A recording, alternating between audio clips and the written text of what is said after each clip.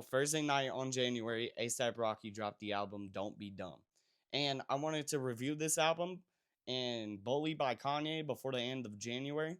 So I'm going to review the top three songs, features, the album cover, everything kind of like before, like Little Tony.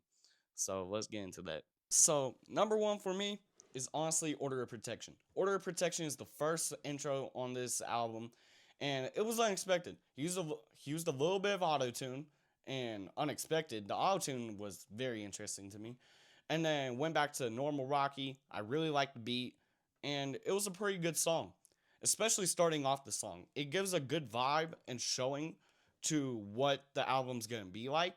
And transitioning to Helicopter, the transition felt like a Lil Tecca transition. And Lil Tecca does great on his album transitions. So that's why I really like that first one. Alright. So for the second one, I got Playa. Playa was a really good song with Brent Faiyaz.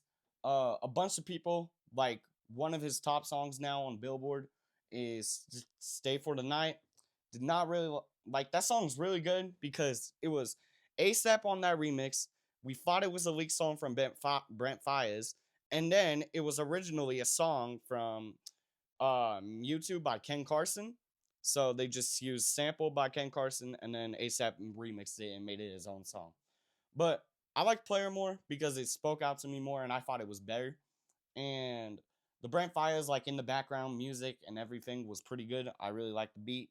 So that's why I like that one. I have two for my number one, or like in my top three. I have Don't Be Dumb Trip Baby and Whiskey Release Me. Now, I want to talk about Whiskey Release Me because it just feels like right to and talk about the features. And Whiskey Release Me, like I like the most, to me, everything has to be about that beat.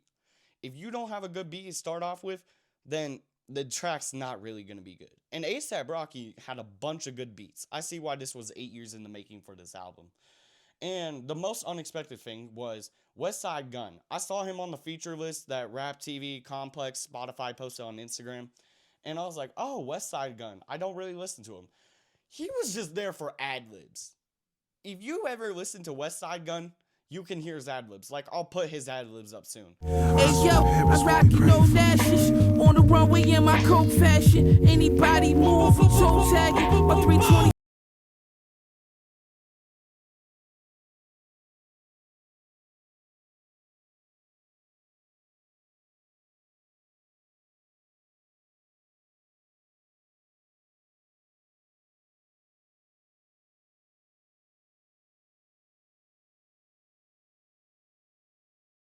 Like, it was a great song. It just made me laugh a bit with the Westside Gunn ad libs.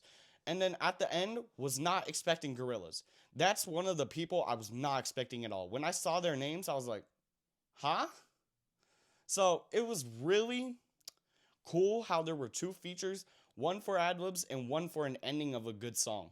So I really like that. Oh, the album cover. The album cover was really unique because it showed all these creatures, like all these interesting looking people, and then showing "Don't Be Dumb" with it marked out, and Tim Burton at the bottom with his record label on the right left, with the parental discretionary, whatever. But what's intriguing the most when you learn about it is the fits. I'm gonna put that up for photos, but almost every single one, like top 4 out of 8 of them, were outfits ASAP Rocky wore. And then him and Tim Burton made it for the album cover, like these little monsters, like unique things you will never see as his fits they used. And one of the favorites that was not a fit was the little I Love New York City shirt guy, and that's what I wanted to talk about.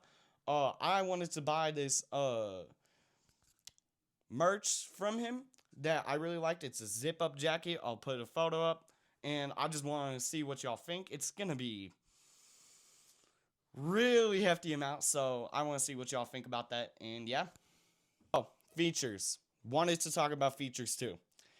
Features was really interesting. He had 11 features. That's why I talked about Westside Gunn and Gorillaz being unexpected. But I want to talk about my favorite feature and the least favorite feature. So I'm gonna talk about that. Favorite feature. Favorite feature was probably Brent Faiyaz. He was on 2 songs, and they were really both great songs. Liked Player more, remember that. But Brent Faiyaz really did good music, and it was really good. Least favorite feature? Doechii. It just has to be Doechii. Now, when I saw Tyler, the Creator, and Doechii, that really made sense because it's like kind of a duo partnership with them. I want to say Tyler basically started Doechii's career, if we all can be honest here. But Doechii on Robbery, the one song ASAP tries to like do jazz ensemble and like experimenting with the music to make it all types of genre on that album. Just not the favorite one, I'm gonna be honest. Like, Doechii did some good stuff, ASAP did some good stuff, but there's like not a good song on that album. I'm gonna have to keep it a buck. So, overall rating on the track was had 17 songs. It was 59 minutes long. I started at 10 o'clock once it released. Instantly finished at 11:59 to 11.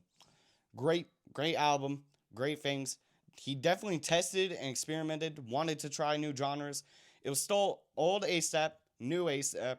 The features were interesting. A bunch of unexpected things. So I would rate this a 9 out of 10. Great thing. Great album. Barely any mistakes on it, I want to say. Just a couple songs I didn't like, but I overall love it.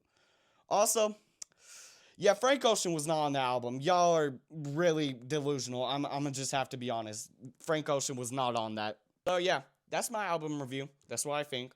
I'm gonna put a poll up to see what y'all think, if I should buy that or not. I'll put a picture up. And also, if y'all want me to do any albums, any album rankings, have any ideas on what I should do next, comment, tell me, text me. I'll see. Thank you.